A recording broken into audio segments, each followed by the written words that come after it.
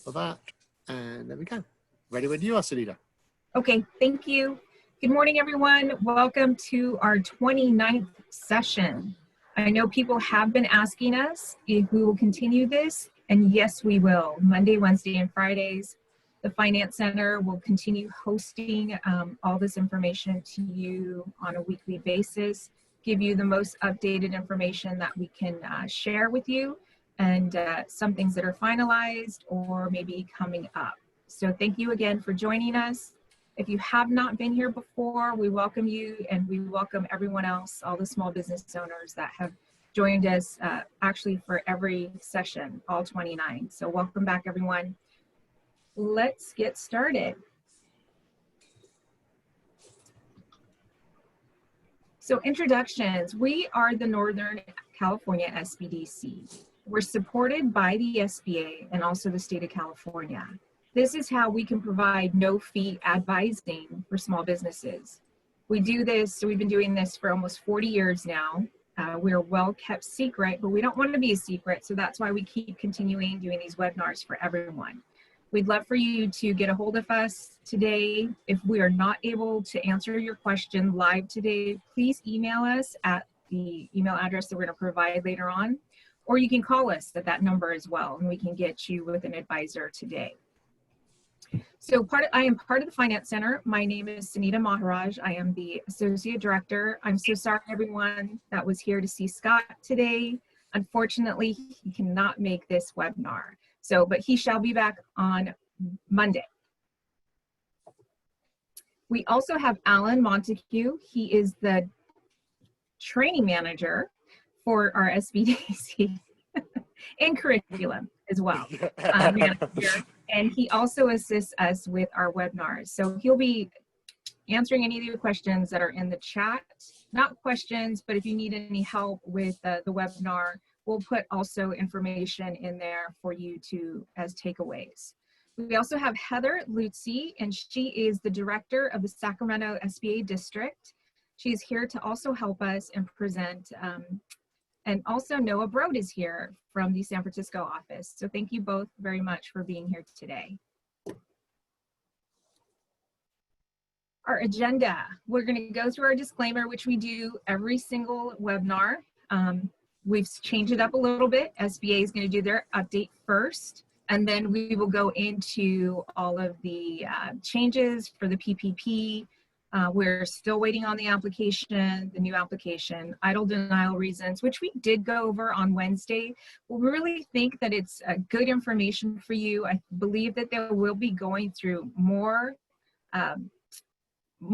applications this weekend, so we may unfortunately see additional denials, but we will show you how to overcome some of these, and we can assist you with that as well. So you're not out there alone to do this all by yourself.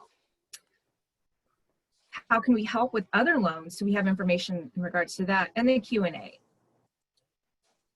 Disclaimer, as always, if you haven't been here before, these disclaimers are the same, and its reason is because they do change all the time. They can change during this webinar. So this information was correct as of 8:48 this morning when I put this together. If it's changed since then, I do apologize, but I was not able to get online and make those changes.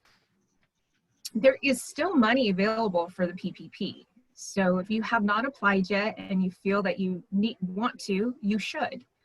Please apply. And if you have additional questions in regards to that, reach out to us and we can assist you with that.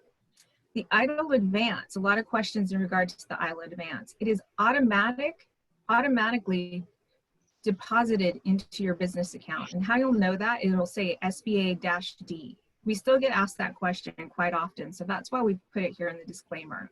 All of these questions here, or answers to some questions, are asked quite frequently, so we keep it on here as a disclaimer. If you applied for EIDL before the web portal shut down, SBA will get back to you. There's additional information in regards to that. I'm not sure if SBA is going to be able to go over that or not, but if not, then I can give you a little bit more information on that.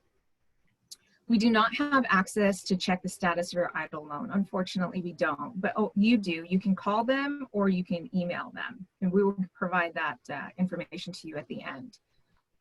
We are not privy at this time in regards to the Main Street program, which is a treasury program, on who the lenders are at this time, but we will get that information to you as soon as we get it. For California, there is a resilience roadmap. This is the web address. This is where you can find all the information in regards to how you can open your business. I believe they're releasing, we're gonna go on to the third section or the third release here soon. If it's not today, it'll be soon. So this is a great area to get that information on how you can reopen your business. I was just gonna add one thing on the EIDL advance. If there's if you're a business owner that didn't receive the EIDL advance, but you did receive a loan officer or a loan offer, feel free to reach out to your local SBA district office.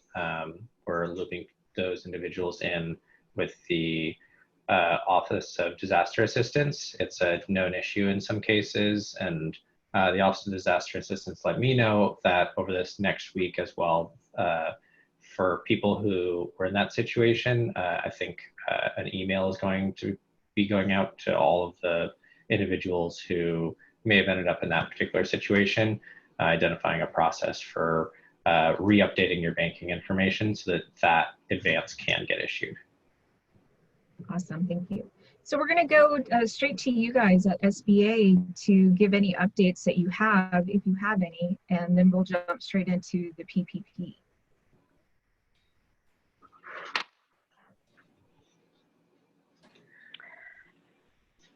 Sure. If Hi.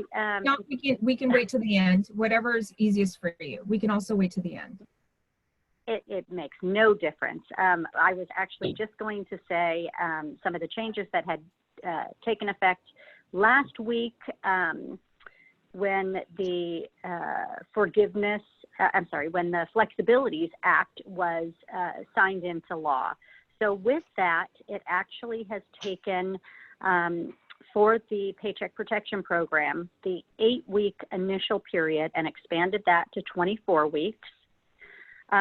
First payments are not due until 10 months after the covered period. The term of the loan has changed from 2 years to 5 years. What else? The allocation of payroll versus non-payroll expenses has also changed. The initial program came out with a 75% requirement that those dollars be used for payroll expenses specifically, and then 25% could be used for those ancillary costs or additional expenses such as rent, mortgage, lease payments, utilities, etc. And that has adjusted now to a 60-40 split. So, I see that you've got the information on the screen. So those are basically the changes. The agency came out with updated applications yesterday. Those were sent out to a lot of our partners and lending institutions. So those are for the new transactions that are going to be originated. We're still awaiting the forgiveness application and the updates for that. What else can I say? Noah, what am I forgetting? Well, with the 2-year to 5-year term, for people who have already received PPP loans, that will not be an automatic change. So the 5-year term is only applied automatically to new applications that are approved. If you already have a PPP loan, you'll have to go to your lender and request it. And your lender will have to approve that request. Perfect. Thank you. Yeah. And then, and on the slide, I think it's, is it the end of the calendar year that people have to restore FTEs, or is that something that we do know for sure, not what the time frame is? I believe that you're right. It was 12/31. Yeah. To restore the FTEs. Okay, perfect. You guys went over all the changes that were signed in here. I believe, first payment, the 60% for maximum forgiveness. So you can have less than 60%, but then you won't get maximum forgiveness. So that is somewhat still similar to when it was 75%. I know a lot of people had questions in regards to that. And the FAQ that was released yesterday kind of clarified this a little bit more. So let's go on to EIDL denial reasons overview. We went over this again on Wednesday, but this is some great information for everybody so they know how we can overcome this and to resubmit. We have the resubmission email address at the end too for you to go over, and then we can also help with that. So credit FICO, economic injury not sustained, substantiated, character reasons, delinquent child support payments, applicant requests a change in plans or fails to proceed, applicant is not a small business, business activity, and unverifiable information. So these are some of the reasons why you could be denied. The best thing to do is get a copy of your credit report, and we can help you do that. We have a company that does it for free. Well, we don't have the company, but we have information where you can get a free credit report, and then we can help you review it and see what are the pitfalls. So an advisor, an SBDC advisor, can assist you to improve your score. Some things that are not, we cannot help you improve, but you would need one-on-one advising to see what we can and cannot do. So we really recommend that you reach out to us. You did not substantiate economic injury. So the cost of goods, I did hear a lot of CPAs and some people advising that they should put a lump sum everything into cost of goods, even if it wasn't cost of goods. But they're really looking for cost of goods. So adjust and explain difference. Don't put cost of goods higher than the normal and not have cost of goods exceed their revenue. So this is one of the things that has to happen.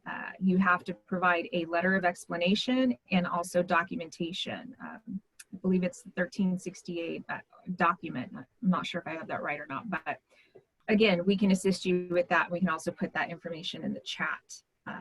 Character, felony in the past. You'll have to complete a Form 912. And sorry for throwing out these form numbers, but it is an SBA form that you would have to complete. But if the felony or if the issue involves fraud or any embezzlement, it increases the difficulty to overcome, but definitely try.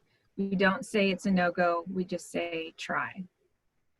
Child support cannot be delinquent. So bring it up to current, bring it current and provide documentation that it's current.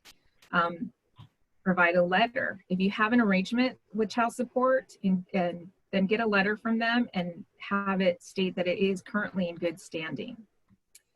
The application, you request a change in the plan. So request loan to be reopened if concerned with collateral, stopped at 25. We do have a lot of people that were concerned in regards to increased collateral, UCCs or anything like that. So they wanted a lower loan amount. So this is something that could hold it up. How long, I don't know, but it does hold it up a little bit, or you could get a denial reason for it.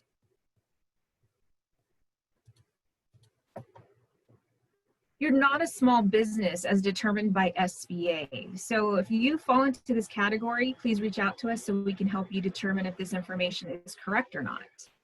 Business activity, illegal business activity, nature of the business statement, detailing business activity, multiple franchises with one EIN is causing problems. So if you have issue with this also, please reach out. Unverifiable information, such as your bank account number, routing number, those types of things that could be easily fixed. But you know, they have to get through so many applications that they may or may not be able to reach out to you in regards to this. So, but instead send you a denial letter. So this is an easy fix. If it is a bank account number, that'll be easy to fix on that one. Now we're going to move into other loans, how we can help you with that. The Finance Center not only helps with PPP and EIDL disaster loans, we can help you with other loans and other scenarios. Reinventing a business model. So how are you going to pivot during COVID and beyond? So we will help you with that. Expansion plans. We have a brewery that we've been helping, and now they're going to package differently. They're going to go to cans. So that way it makes it easier. They're buying a machine. So they're expanding their business model to not just bottling, but also canning, which is going to increase in the long run their gross income. Buying or refinancing a building. Right now is a great time to do that. And you'll know why when we get to SBA. They're doing some great things by assisting with 504 deals and such, paying the first 6 months, all kinds of great information. So, you know, buying or refinancing a building is a good time. Right now it's a great time to do that. Consolidating business debt. Previously they just said debt, but it's business debt that you can consolidate. We'll take a look at that with you and see if it's a good idea at this point in time. Buying equipment for your business to pivot. Working capital needs to continue if the EIDL or PPP wasn't enough. Selling or transitioning your business. I know it's not, it might be a great thing for you because you're ready to transition out of your business, or it may not be, but this we can also help you with. We're gonna have some great webinars moving forward on this as well. If you're deciding right now is a great time to start a business, we can help you with that too. We can help you with business plans, projections, and all of that. So that way you know what it's going to take for you to be successful in that business. So we'll help you take your idea and move it forward. This is what I was talking about in regards to Sba Loan Support. Sba will automatically pay the principal and interest of current 7A and 504 and micro loans if it's been completely dispersed for 6 months, which is amazing. SBA will also automatically pay the principal, interest, and fees, which is, if you've done an SBA loan before, that is, it's a great thing that they're doing. Of any new 7A and 504 and microloans funded prior to September 27th, 2020. So the information below is for SBA Disaster. That's their phone number that you can contact them. Email is below. And to get your reconsideration, that's the email for the reconsideration of the denial. So we'll get all your paperwork together, all your backup, the reasons why you believe the denial is not correct, bank statements, 4506T, all of those documents to back up the reasons why that denial was not correct.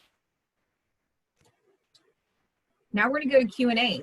If you have questions that we were not able to get to today, please call us or email us and at loans@asksbdc.com, and we can assist you.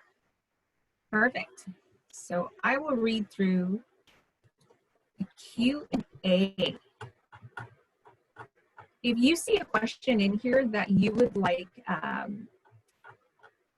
us to answer for sure today, then go ahead and put a thumbs up on it so that way it goes to the top of the list and we can answer that question. So Elizabeth is asking, there it goes. Can you review the updated rules for forgiveness of SBA PPP loan? So Elizabeth, we're waiting for the additional application for forgiveness because that may give us a little bit more insight onto what the forgiveness rules will be.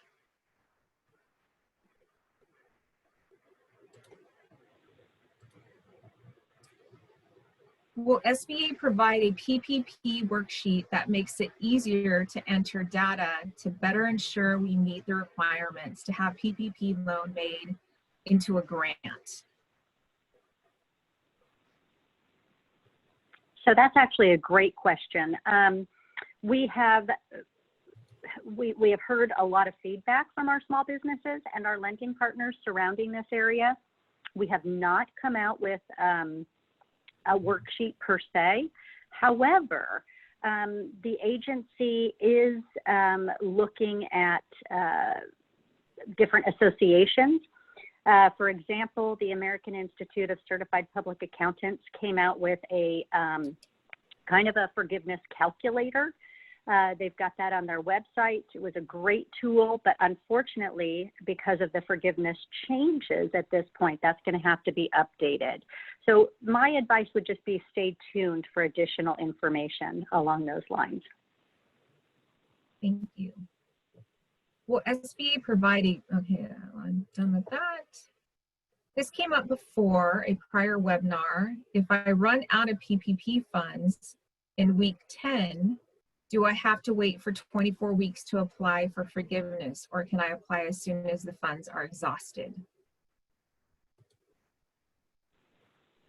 Again, another great question, and you can actually apply as soon as the funds are exhausted.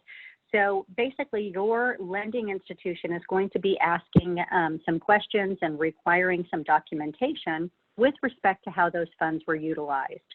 Once you provide that to them, that institution then has up to 60 days to make the determination on the forgiveness. With the updates in the Flexibility Act, it does allow for flexibility, for lack of a better word, with respect to having some forgiveness. It's not a very cut and dry. If you don't meet any of the thresholds, you don't get anything. So the thresholds will be flexible, again, for lack of a better word, with respect to some portions of your loan perhaps could be forgivable while others may not be, depending on how those funds were utilized. Thank you. Can I get a second PPP loan under the new PPP program? No, you cannot. The way the law is currently written is you get one PPP loan, and that is it. Mm-hmm. Good morning, Noah. Where can I find the guideline from SBA as how to spend the idle money for business? Thanks. So there is a, if you want to go way down into the sort of like a 500-page document on the idle programs, there's an overview like that goes into the nitty-gritty about those loans. But there's not like an easy parsable way for, like that's on sba.gov for that information. I would actually maybe suggest asking the SBDC for a condensed list of that. They have that servicing, the disaster standard operating procedures document, and maybe they could kind of just piece out that portion of the SOP to share with you. But the general principle with economic injury disaster loans is that economic injury disaster loans are issued to businesses so that they can meet expenses that otherwise would have been able to be met had the disaster not occurred, or so that they could pay for extraordinary expenses that are incurred because of the disaster. That's kind of the overall way to approach thinking about those idle funds. And almost all of the nitty-gritty bullet points, around, here's what you can do it, here's what you can't do with them, they are tied to those two guiding principles. So that's kind of the high-level approach to how to use those funds. Thank you. Mm-hmm. So we're going to answer two questions. Pixel and Shirley. Pixel's asking, can you pay for federal payroll taxes with PPP money? And then, is workers' compensation a deductible expense for PPP? And unfortunately, neither of those two are. You cannot use PPP funds for either. I don't think Scott's answered two questions from different people at the same time, so we're doing something new here today. We got an email with an idle loan offer. How long do we have to decide to accept an offer from the initial email? We have not filled in any of the links. We are trying to wait to see how much we will actually need so we don't start accruing interest. Or should we fill out the email links first at this point, it looks like our business won't be allowed to open until September. Mm-hmm. So I guess what I would say is the first thing to do is if you got an offer, that first initial link to the portal, the general process is you get an email with an invitation to a portal, and in that portal there's an offer with a little slider in it where you can choose how much you want to accept. After you've hit that, chosen, whether it's the maximum that was offered or less, then it goes back to the Office of Disaster Assistance, and they do some additional underwriting, and they put together a loan agreement for that loan, and that can take a few weeks just to get that put together. And then you'll get an invitation to sign a loan agreement. And when you've gotten to that point where basically all you need to do is sign the loan agreement, a little DocuSign, and hit accept, that takes, there's about like a 5-day waiting period before, it could be anywhere from 24 hours to 5 days to get funded. How long you can let that sit for, in the loan agreement, I believe it's 60 days to let an offer kind of sit. I've worked with the Office of Disaster Assistance, and I know that they're encouraging folks to accept an offer within 30 days. Thank you. Yep. But the agreement itself says 60 days. Yeah, I've seen some emails with 30 days too, so I think maybe they're trying to request, information. Yeah, they want sort of pending loans. They have to process a whole lot of loans right now, and so long as it's pending, it still sits on people's workloads. So I know they're encouraging folks to make their decision within 30 days. Okay. It's a great question from Lori. Do new SBA loans have to be funded by 9/27 or just in process by 9/27 to receive the 6 months payments and fees paid from SBA? Yeah, Heather, you might know this, but from my understanding, those loans have to be approved and funded. Yeah, it's definitely, they have to be fully dispersed. Yeah. So that's really something to keep in mind. We've gotten a lot of questions with respect to construction projects. And if those funds are not going to be fully dispersed by that 9/27 date, then they would not be eligible for that 6 months worth of payments by SBA. Mm-hmm. Would you still pay the fees on that instance though? As long as they're fully dispersed, yes. As long as fully dispersed, okay. Thank you. I received the EIDL loan, but not the advance. Does that mean I do not qualify for the advance, or is it still coming? Noah kind of went over that in the beginning. Yeah, so if you received an EIDL loan but not the advance, feel free to reach out to your local district office. I'll put my email address in the chat here. Our district office's email address. Somebody earlier on threw into the chat a piece of information that they'd actually received their, I'm just trying to find it, they'd received their EIDL advance 3 weeks after their EIDL loan was approved. Yeah. This is a patience was rewarded. That was Rick shared that with us. So there is hope out there.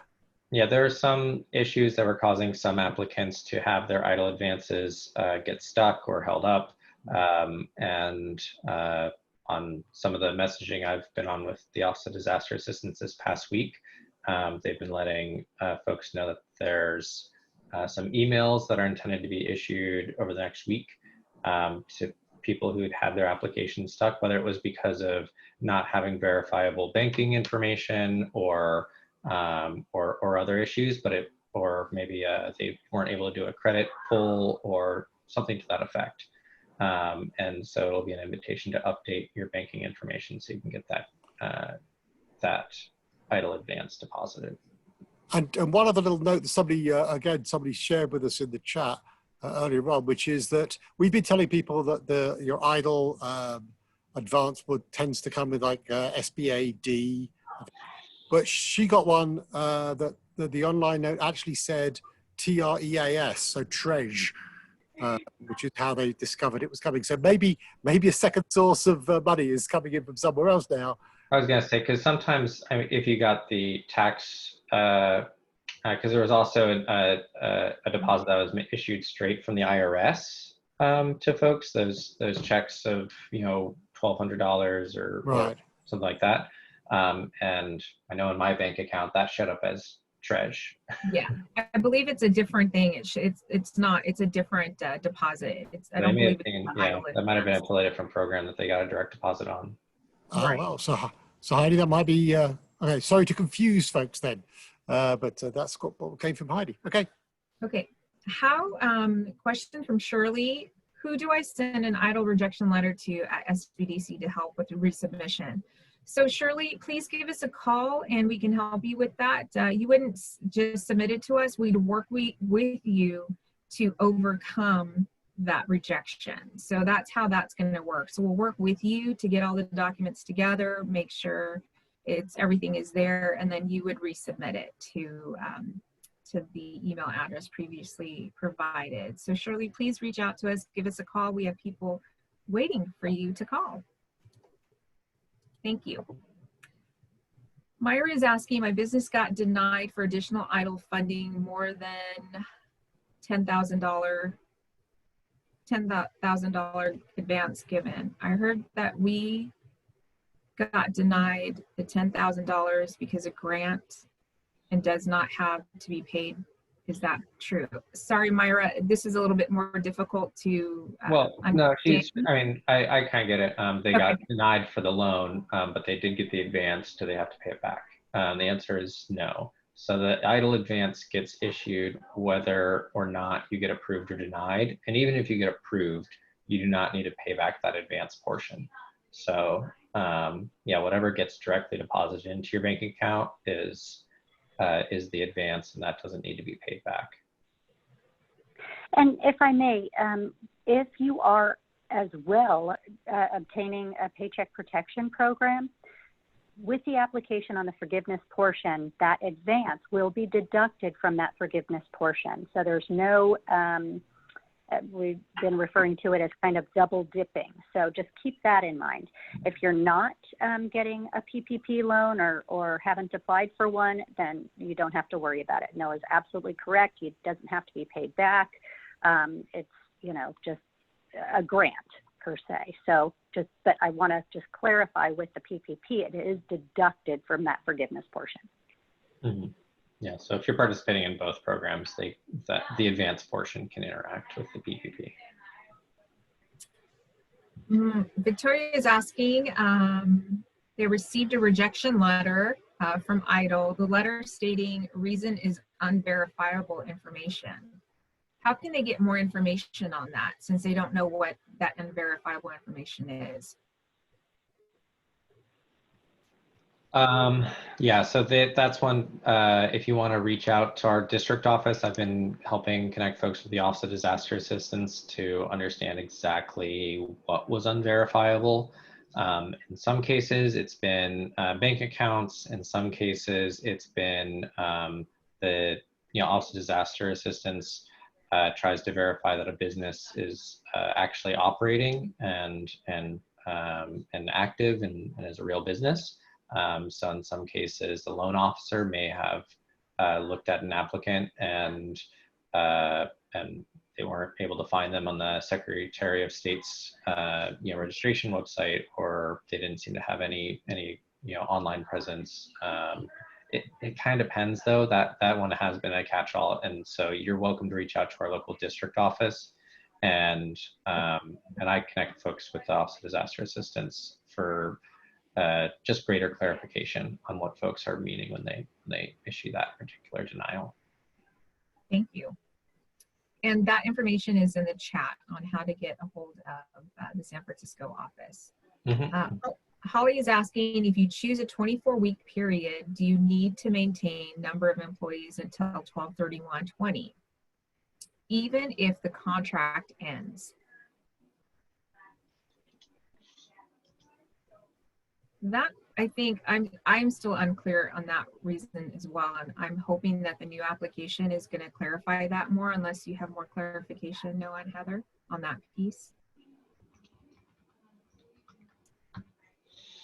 Yeah, the only thing that I would say is that we have been told that with the covered period, that's what will be looked at with respect to your employees. But again, to Sunita's point, honestly, I hate to say this, but kind of stay tuned, because we're going to be getting additional guidance with the updated forgiveness application. Anything to weigh in on there, Noah?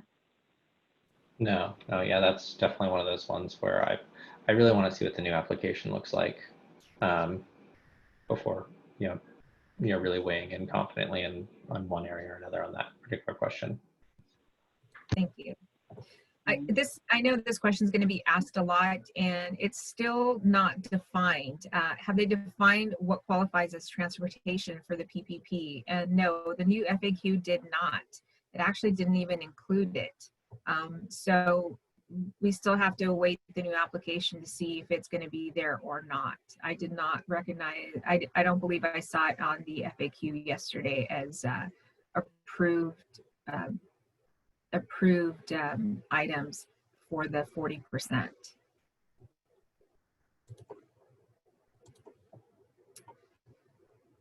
We're in the events business. Mary is asking, which is not going to come back for a long time. We received PPP. Can we apply for it again once our term is up? Mary, you can only get one PPP. I'm assuming you did already get the money. Unfortunately, there is only one PPP loan, which is in law at this point in time. What happens in the future, we don't know, but as of today, you only get one loan, one PPP loan. If we are offered under EIDL a loan that we feel is less than it should be, is there a way to increase the loan amount?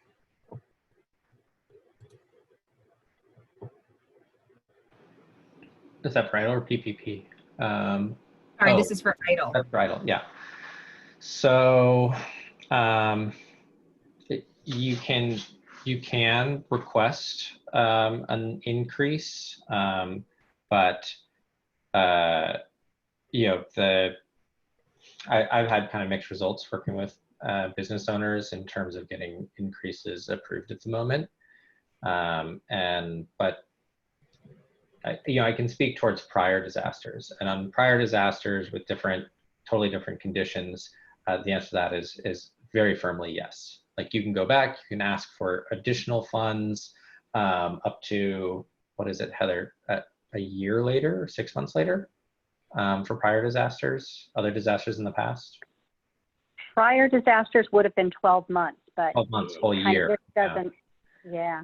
Yeah, but the situation is a little different. So, yeah, hard to say. Yeah, I don't have a solid yes or no answer for that.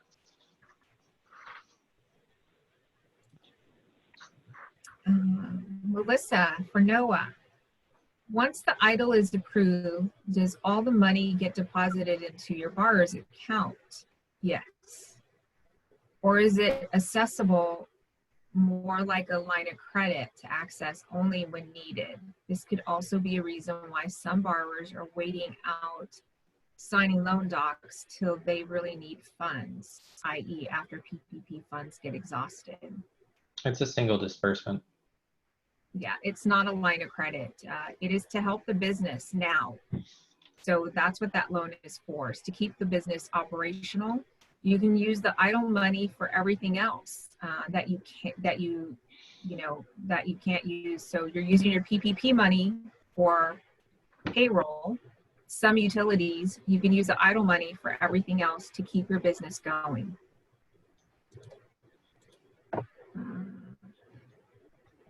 Noah, you're very popular today. Keep putting me on the hot spot here. Okay, yeah. Sorry. Can we state again the two areas for which EIDL loan funds may be used? Well, so the EIDL loan is it's a broad usage for those funds. I mean, in general, it's a working capital loan for almost any business need.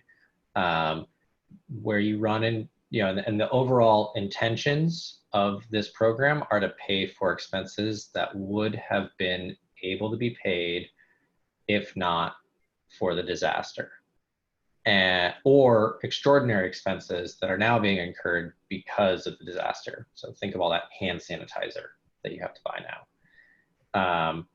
And so that's kind of the two guiding principles. And there's, that's the reason why, bonuses and doing, purchasing a new business or doing big, using the funds to do big capital improvement projects, those aren't eligible uses for the EIDL. And if you want, I'll go over a short list. I don't know if that was in your original presentation. It has been in our presentation in the past, but it wasn't on it for this one, yeah. Yeah, not for this one. We are Okay. pivoting just like our businesses. Sure. But we can bring it back. Yeah, so the short list is for EIDL, fixed expenses, rent, payroll, accounts payable, extraordinary expenses incurred due to the disaster, and interest payments. Those are all financial obligations or operating expenses, which you can use these funds for. Things you can't use it for are refinancing long-term debt, tax penalty payments, expansion costs, or dividends or bonuses. And I'd say expansion costs unrelated to the disaster, or dividends or bonuses. Thank you, Noah. Yep. The slides, the deck today will be uploaded into the chat. And also, Alan, okay, perfect. And Alan will also put the new rules in, or the information that was provided by Treasury yesterday. He will put that in the chat too, Jana. Actually, just did that as well, but I shall throw that up again, and I'll put another quick link in again to where the PDF can be downloaded. Perfect. Thank you, Alan. Brian is asking, we are a construction company back to work last month. An employee recently sustained a non-work related injury and is unable to work for a few weeks. We received the PPP funding and have been paying our employees full-time wages since PPP funds were received. Do we have to continue to pay this employee during his out of work period related to his unrelated work injury? So based on the prior guidance, the prior guidance was to document as well as you could these types of situations. This would be kind of those one-offs, and there is a safe harbor created around this situation. If the employee was hurt, and I'm sorry, the message disappeared, but if it was a work-related injury, then you should have them on workers' comp and not, your full payroll. And perhaps you can allocate those funds to additional employees or more ancillary costs that you would have, the rent or mortgage or utilities or something along those lines. But just document. That's really, really critical on this particular program. Thank you, Heather.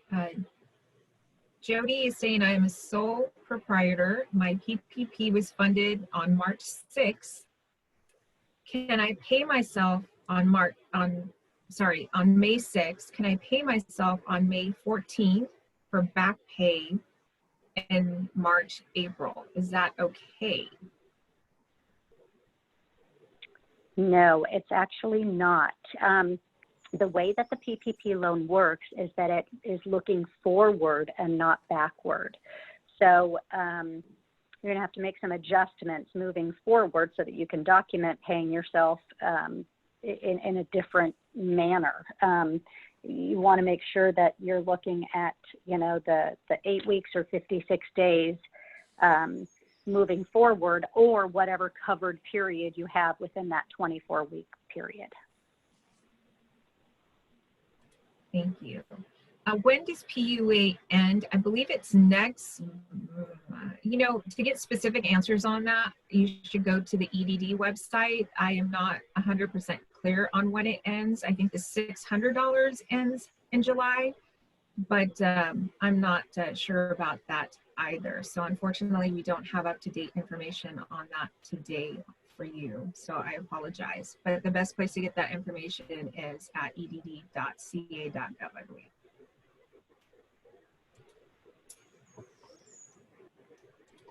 Surrender is asking, what's the first step to take after he got funded for PPP? There is a lot of things that you can do, Surrender. Please reach out to us at 833-ASK-SBDC, and we can guide you through that. You told me. Oh, look at how. And that's for self-employed. Yes, please reach out to us so we can help you with that. Will EIDL reopen for other business sectors besides ag? Yeah, we don't know at this time for that. I mean, at the moment, we only, there's no timeline for reopening to a broader number of applicants, but, yeah, I just don't know.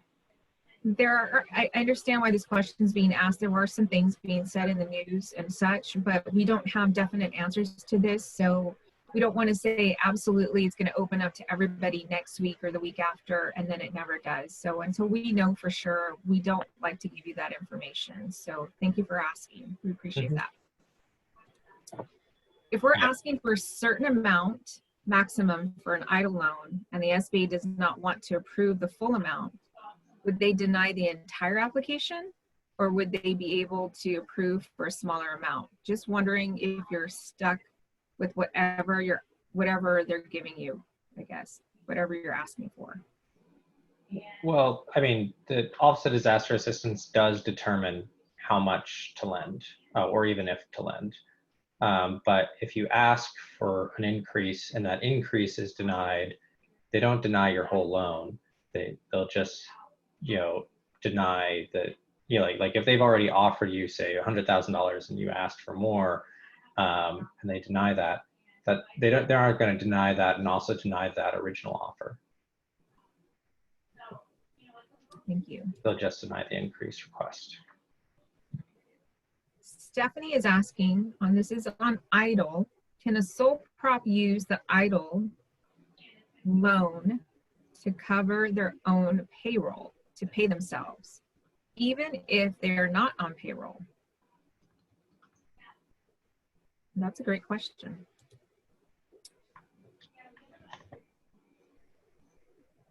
We'd have to see. Well, I would say, yeah, sorry, go ahead, Heather. no, I was just going to say, yeah, I mean, the EIDL program, provided that you're not getting the PPP as well as the EIDL, the challenge with getting both is that you just don't want to duplicate funds. But with the EIDL, you can pay yourself if you're a sole prop, and that's what, the funds need to be used for, then absolutely. There's not a prohibition with respect to that. Yeah, thanks, Heather. That's exactly what I was going to say. Thank you. Lori is asking, for all PPP lenders, are they required to approve the 5-year term request? So that's a great question. And if it is a new loan that is just getting originated, then yes, they are required to abide by the new policy. As Noah said a little while ago, with respect to current loans, the lender and the borrower have to come to a mutual agreement. Whatever that agreement turns out to be has to be documented via a note or modification to the note or an allonge to the note. So both parties have to agree to extend that term. Thank you. Terry's asking PPP period. We received our PPP June 5th. We want to use the 24-week period. Do we have to tell someone we are electing the 24-week period? I would contact your lender and see if they can give you that information, because that's going to be between you and your lender and how that plays out. If they might have additional information Lenders are really seem to be pretty proactive right now, and they have stuff online. Some lenders do for you to review in regards to PPP. So I'd reach out to your lender. Melissa, so many small businesses I know got declined their PPP with the 8-week stipulation. Now that it's been extended to 24 weeks, can they reapply for PPP or reach back out to the original lender that offered them their first PPP to now accept instead? What steps are recommended? Melissa, I would definitely reach out to an SBDC advisor to help you through this, because this question is a bit confusing and they can help you with this answer. They can go through all of your different applications and who you applied with, and you guys can choose the best lender possible. And I'd reach out as soon as possible, because at this point in time, you have to be approved on 6/30. That I don't believe has changed as of yet. Yeah, good point, Sunita. And you're right, it hasn't changed. And time is really of the essence, because we have been told that there's not going to be any extensions to this June 30th deadline. And there is still a significant amount of money left in the CARES Act allocated for PPP. The lender is going to need time to process that request. So from the standpoint of timing, the lender has to obtain that SBA loan number by June 30th, or all bets are off. So you can't go to your bank or credit union or intermediary or whoever you're using to obtain one of these PPP loans on June 29th and expect that you're going to be okay. This is really time sensitive. So just try to keep that in mind. Thank you. See here, Natalia is asking, if we receive their PPP as a 2-year, if we receive PPP as a 2-year loan, we will not get automatic extension to 5 years. That's correct. You have to negotiate that with your lender. But when do we need to start paying for this loan? 10 months after the 24-week period? So the deferral period is 10 months after your covered period. So you have a choice to make your covered period an 8-week period or a 24-week period. So it'll be 10 months after whichever one of those two you choose. But I believe that what you're trying to do, though, is make sure that you use those funds to get the maximum amount of forgiveness so that you don't have a loan, Natalia. And if you need additional information, please reach out to us. Mm-hmm. John, could you explain the deductions due to FTE and how the calculations work? What do we need to do to get the whole PPP forgiven? John, we're still waiting on the updated application because those things may have changed from the current application. So we're still waiting on that. Sorry, we can't give you a definite answer as of right now. Yeah, and I think the only thing I would add on to that, just as a context, because many individuals who receive PPP and under the 8-week period, they look at this process as like, okay, I've got 56 days, 8 weeks. And then on day 57, I will be applying for forgiveness. And the truth is that many of the lenders have not yet even stood up their processes for accepting applications. And most of the timelines built in this program give a full calendar year to apply for and receive forgiveness. And even, that FTE calculation, allows for employers to get up to their FTEs by the end of the calendar year. So I almost, many of the lenders, when they first stand up their processes, I imagine they will be working out the kinks when they do that. And I almost, my sort of approach to business owners is that it's good to be ready and to be documenting and to be looking at these documents to prepare yourself. But until your lenders are accepting applications and until everything is stood up, there's going to be a full calendar year. Expect that for a window to go in and apply for forgiveness on these loans. It's not going to be a thing where it's like get your application in on day 57 and you got 1 week to do it, and it's not going to be a rush for the door kind of thing. And it's intended to be kind of a full calendar year to do that. I think it's also worth reminding people that when they get that forgiveness, the interest that goes with the interest on that forgiven portion will also be forgiven. So it's not like any interest that is accrued during that time will also be forgiven. Good point, Alan. Yeah, to try and get most of that forgiven by using the PPP money for towards your employees.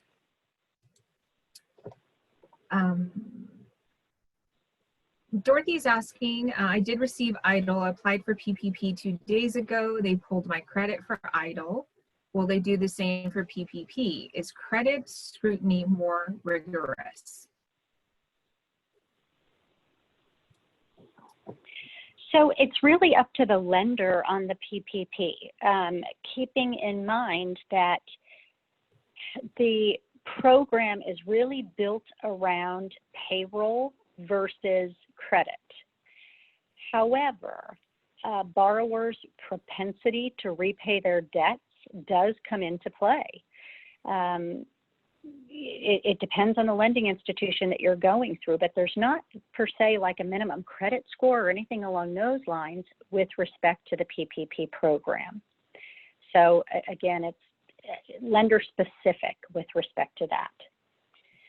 As Sunita stated at the beginning, the things to keep in mind is, if you're in the midst of a bankruptcy, you're not going to be able to obtain these transactions. If you're in the midst of a foreclosure, it's not going to happen. If you're behind on your child support, you have to be current. All of those things come into play. But with respect to a credit score or credit profile, not necessarily for the PPP program. Thank you. We have a few advisors asking questions, needing additional assistance to help their clients. Would the SFO email be okay to use because they're not getting enough assistance from the SBA disaster email? We can take that offline too. Yeah. Down the names. And you guys can email us, Stelzen and Victoria. Then that way we can try and help you out there. Yeah, of course. You can reach out to our district office or your other, if you aren't, and you can also reach out to Heather's district office as well as the Sacramento district office too. So there you go. You guys can reach out to those two different offices, whichever district you're in. So thank you. EIDL, what is the process of declining it after it was approved? Receive the DocuSign link, and I may not use it. Not wanting the loan after. Yeah, if you definitely are sure that you don't want the loan, then please communicate that to SBA as soon as possible, because those funds can then be repurposed for another small business that's clearly in need of these funds. Make sure that you're certain prior to declining that request, because once you do, all bets are off. You can't go back and say, oh, I changed my mind. So as long as you're sure, then yes, move forward with the decline of that offer. And you can reach out to the disaster, that email address, the generic email address, I think is probably the best way to communicate that if there's not a decline button in the portal for you to use.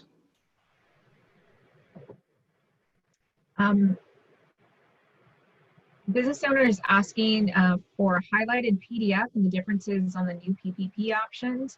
There is on the Treasury website. Go to page 5 and it's going to show you the overview. That's where it starts. Nothing is highlighted, but it does tell you what the differences are from what happened before to now. That document is in the chat. So it's a Treasury document. It's an FAQ and it starts on page 5 and it goes over overview and then goes into FAQs. But we do not have a highlighted document at this point in time.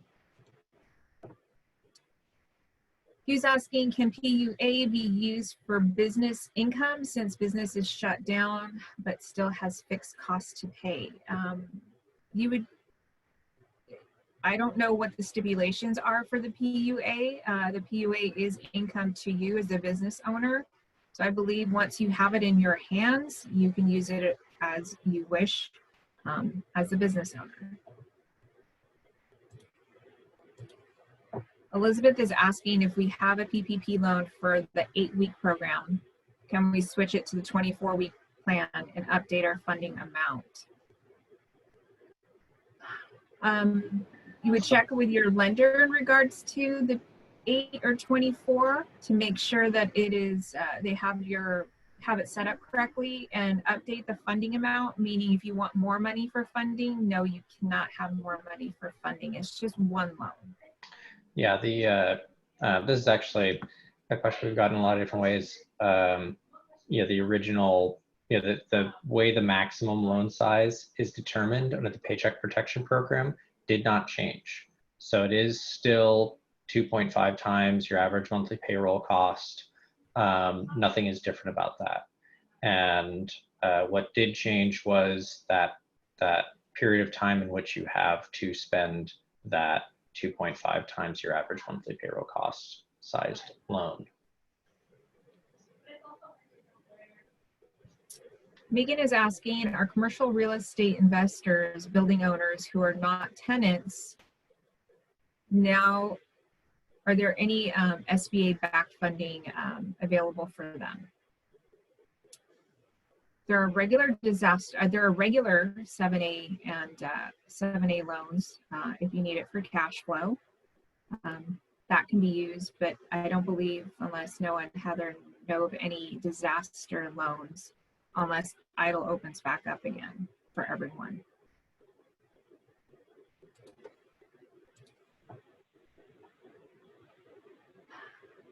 Lawrence, hi there. Marin, when will haircuts and restaurant dining be opened up? I would go to your local website for Marin and see when that's going to be released. You can also go to the website for California, which I provided in the previous slide. This deck is available to you, so you can get all that information.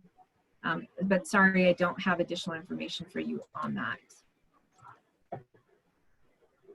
Will the SBDC be updating the Small Business Survival Guide? Has there been a revision since 3/26? There hasn't, because there's been so many changes. We would be updating it every single day. We actually may pull that guideline.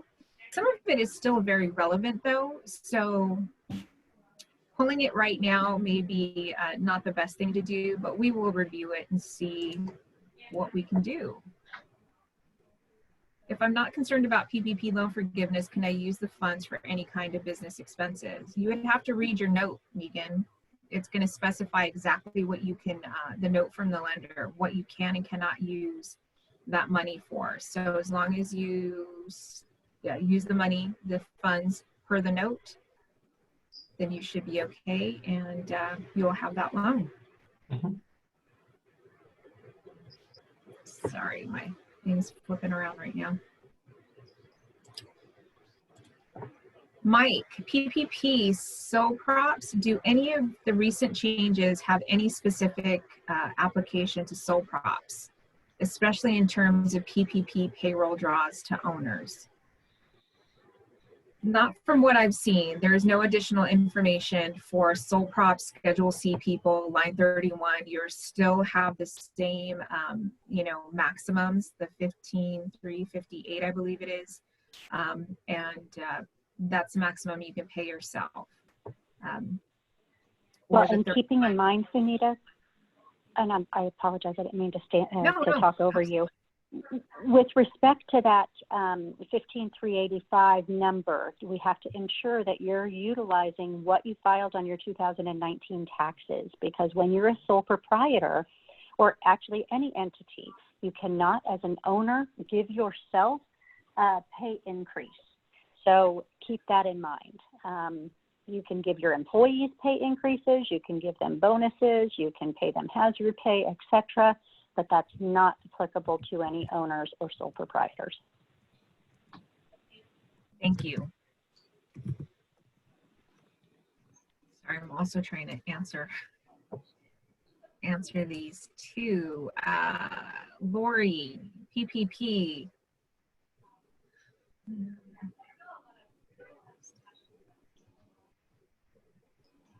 So that one already got answered. It has to be funded by or approved by the SBA, an SBA approval number by 6:30. Is that right, Heather? right. So a lot of our, Yeah. I can see a lot of our advisors are asking a lot of questions at this point in time, and love to answer all of them. But I also want to answer a lot from our small businesses.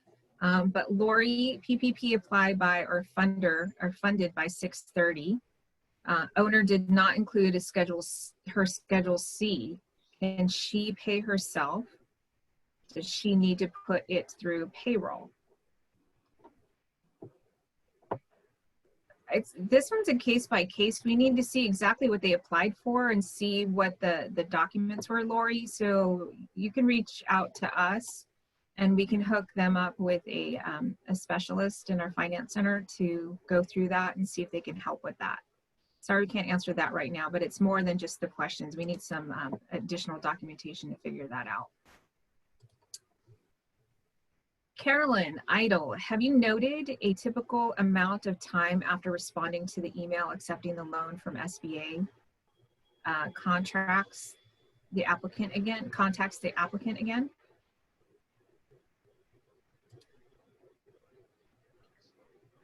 I'm not aware of any specific time frames. I think, Yeah.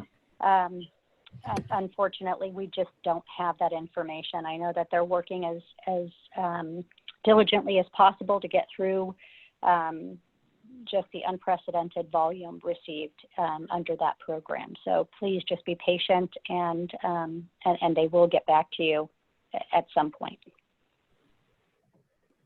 Thank you, Heather. EIDL loan question, not advance. Are there the same restrictions on spending the EIDL loan?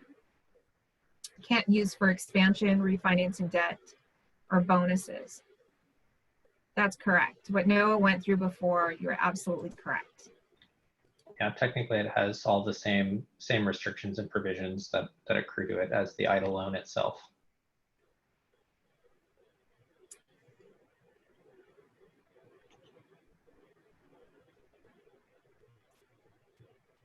Nazi is asking, do you think I don't have business account? Can I apply it? I have tax ID and sales permit. Nazi, please contact us at 833-ASK-SBDC and we can have an advisor walk you through all of this, because it's you're going to need some assistance with this, I believe. So thank you for being on this webinar, and we'd love to be able to help you. Susan saying, can you confirm if the June 30th deadline for the PPP is the date by which the lender must submit to SBA, or is it the date to apply with the lender? I believe they have to have the ETRAN number by then, right? They have to have it all in. Exactly. Yeah, exactly. And that's why we were saying, you know, it really, time is of the essence, because the lender does need time to process that transaction. I mean, quite frankly, you know, I would go to your lender within the next couple of days at the latest, and go with as much documentation in hand as you possibly can. Thank you. Stephanie is thinking, you know what? Sunita, if people have got, don't have a lender they can work with, they can contact the Ask SBDC number, because we have lenders who are working with people, aren't they? Don't we? I'm sorry. Absolutely, Alan. Yeah, so we've got lists. We've got lenders who are accepting PPP applications from non-existing clients. Correct. And you can also go onto the SBA website, and you can also go to Treasury website. Treasury website has that, I believe, at the top of the page. So you can click on that and put in your zip code, or please reach out to us and we will help you find a lender that you can apply with. Let me see here. Elizabeth, we already received the PPP loan, and due to rules at the beginning, we have used up all of our funds already. We currently reopened our business and am only running at 20% capacity. Are there any further options for us to continue to fund out employees' payroll and other expenses? If you were to get the EIDL loan or other types of loan, yes, but that's it at this time. So you can get a working capital loan. You can reach out to us and we can see what your financials look like and help you with that. And our information is on the screen currently. So please give us a call. There's a lot of questions in regards to headcount, the forgiveness pieces, what people can do. And at this point in time, until the new application comes out for forgiveness, it's difficult to answer any of those questions. So we just won't be able to answer them at this point in time because we are also waiting for that information. So I apologize to any of advisors and small businesses that are asking specific forgiveness questions and FTE headcount questions. Myra, our PPP has depleted. Did I just answer this one? Nope. Depleted, and we are still a business that is not allowed to open. We are bartending business for private events, weddings, and such. So we have no money left to continue paying my admin staff. Are there other options if EIDL was not, it was rejected after, if EIDL was rejected after the 10K advance? Not the unemployment. Yeah, so your people can go on unemployment until you owner. Yeah, until you can start up again. You can see if you qualify for a working capital loan. So, yeah, traditional business loans, whether SBA loans, micro loans, or other business bank loans as well. So Cindy's asking, she received her money on 6/5. Is it going to be 60/40? Yes, it's 60/40 for everybody, no matter when they were funded.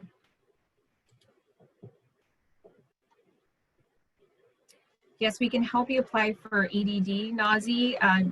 Sorry, not EDD, for EIDL, but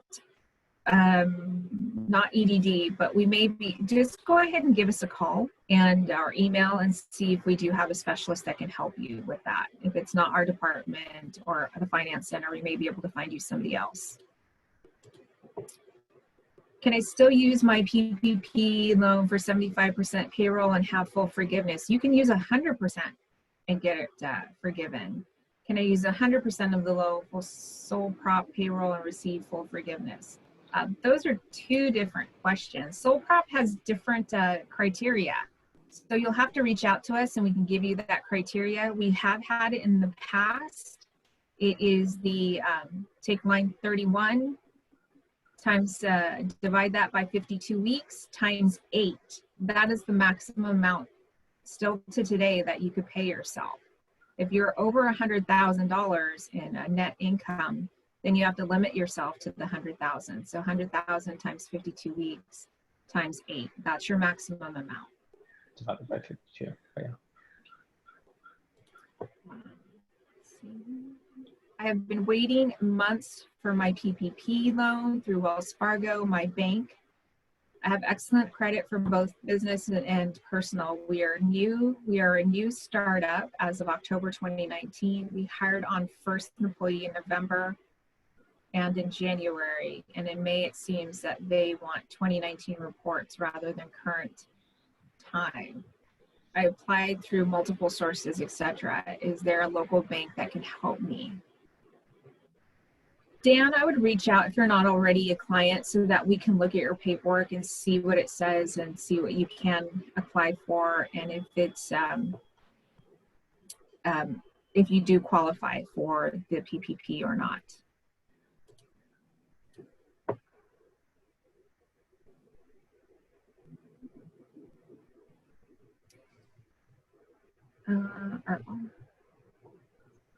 Are all SBA loans deferred?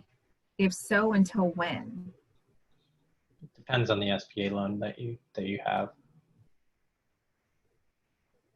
So if you have like a traditional business loan, you may request a deferral from your lender up to 6 months, I believe, and your lender has to approve it.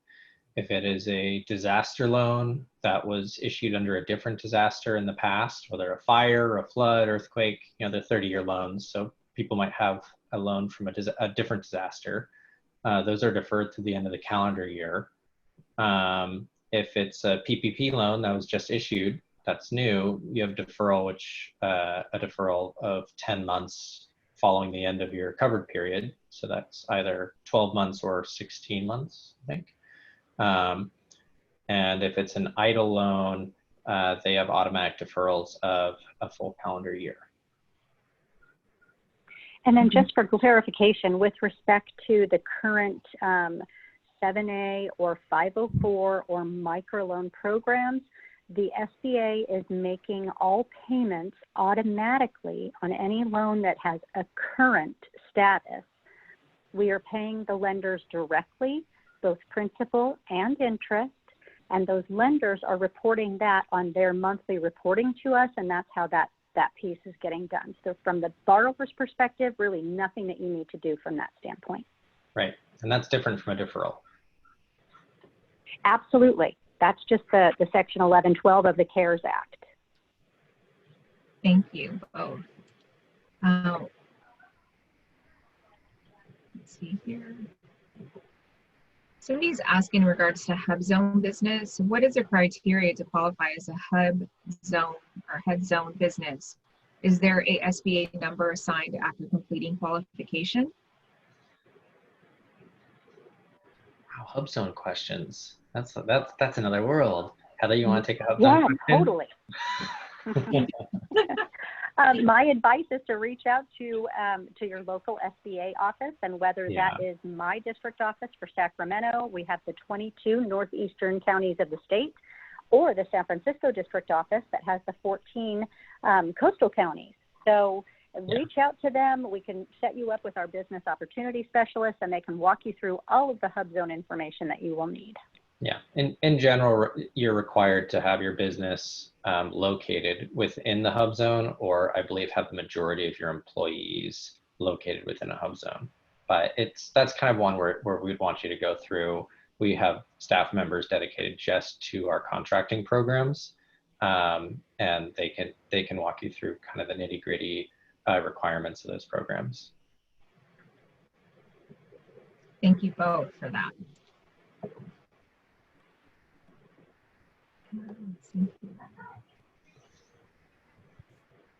Sorry, a lot of these questions have already been answered, so I'm trying to find some new ones here.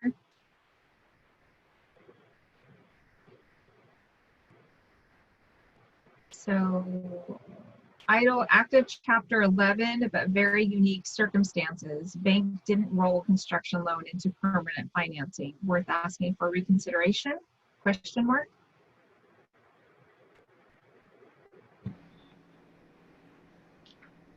So anybody can ask for reconsideration, but yeah, so what you're gonna say, Heather? No, I was just going to say the same thing.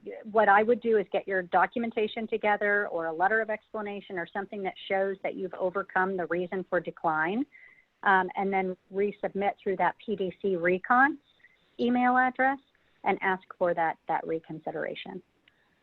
Yeah, it is possible to get an EIDL approved if you're in Chapter 11, but there's a lot of caveats around it. Thank you.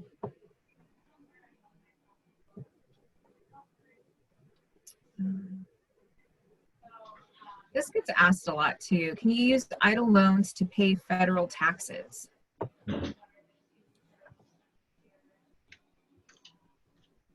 So not back taxes, but they could pay current operational taxes, correct? Yeah. I mean, if it's a business expense, a regular business expense, yeah, it's fine. You can't use them towards tax penalty payments. So if you had to pay fines and fees for that, but yeah, you can use them. You know, the usage of those loan proceeds it's like a working capital loan, and has a really broad category of eligible expenses that you can use it for, as long as it's a business expense, something that you would be paying normally also, but not for this disaster. Yeah. Thank you. Just to let everybody know, an idle loan is not forgivable. I don't believe we went over that today, but idle loan is not forgivable. It is a loan, so at 3.75 for 30 years.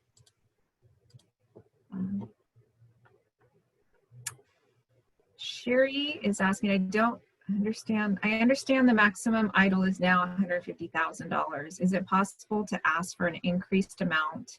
I would like to get an amount closer to the 50% of annual expenses. That was the initial offer, without jeopardizing the original amount that was offered to me. Well, first off, I think I mentioned this earlier. A request for an increase will not jeopardize your existing offer. So you can always request an increase, and the Office of Disaster Assistance won't receive a request for increase and then cancel your whole loan because you asked for an increase. That's just not how that works. The worst that would happen is that your request for increase would just be denied, and you would have the original offer still standing. I think the other one is it possible to get a loan increase? And it kind of depends. There's not an official, there's no official cap of $150,000 that the Office of Disaster Assistance has come out and said is the case. And I've seen loans approved for larger than that. If they feel they need to request an increase, they can go ahead and do it. I don't know, I don't know the specifics of their business, so I can't say yes, they would increase, or yes, they would approve it. But it's not something that, would result in their original loan offer being rescinded. Thank you. Mm-hmm.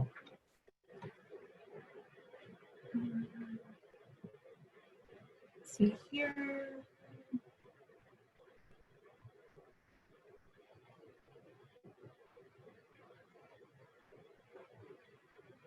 Dan, I got approved for idle, but I'm holding off until I file 2019 tax to apply for PPP. Are these loans mutually exclusive? Can I take both assuming I qualify for PPP? Thanks. Dan, you can, yes. So you can take the money from idle now. You only have until, for PPP, you should apply sooner than later, because you have to be approved by June 30th.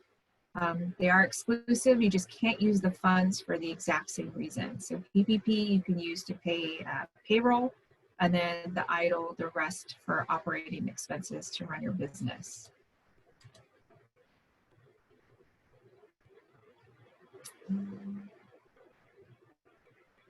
See here, a lot of questions in regards to the Flexibility Act. Unfortunately, I don't have any updated information here for you today. We may next week, but we'll have to take a look and see if we're going to do another webinar. I know we're almost here at the end, so we're going to stop with the Q&A. I do want to let everybody know we are still here Monday, Wednesdays, and Fridays doing this exact webinar with updated information in regards to COVID.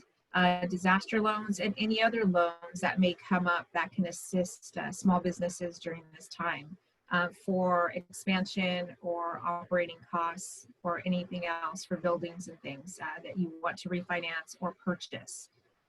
We do have updated new webinars also. We'll have them on Tuesdays and Thursdays, and it's directed towards business specific, such as restaurants, cash flow. We'll have our HR people on those days too. So we're going to keep strictly what we do here just on loans.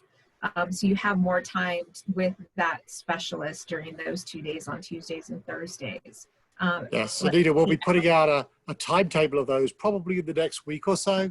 Perfect. To arrange to be doing those through to the end of July at least, to help people as they go through various things like reopening and stuff like that. So stay tuned. We're those of you who were on the call last week on Wednesday, you gave us some feedback on some of the topics, and we're helping us with our prioritization. So thank you very much for that. Yeah, thank you everyone for joining us today. And if your question was not answered during this webinar, please call us or email us. You can call us at 833-asksbdc.com or loans@asksbdc. Please know that we do not have additional information on when the application is going to come out, the new forgiveness application or the FTEs, or any of that information. So unfortunately, we don't have it. You can email us, but we can't answer that question at this point in time. We can answer other questions though, so please connect with us. Thank you for your time, everybody. Have a great weekend. Appreciate it, and we'll see you on Monday. Thank you, Noah. Thank you, Heather. Thank you, Alan. Thank you, David. Thank you all for being here today and helping with this. Thanks, Anita. Well, thank you Have a great so weekend, much. everybody. Great job. Thank you so much, Sorry. Heather. Appreciate it. Bye, guys. Bye, everybody.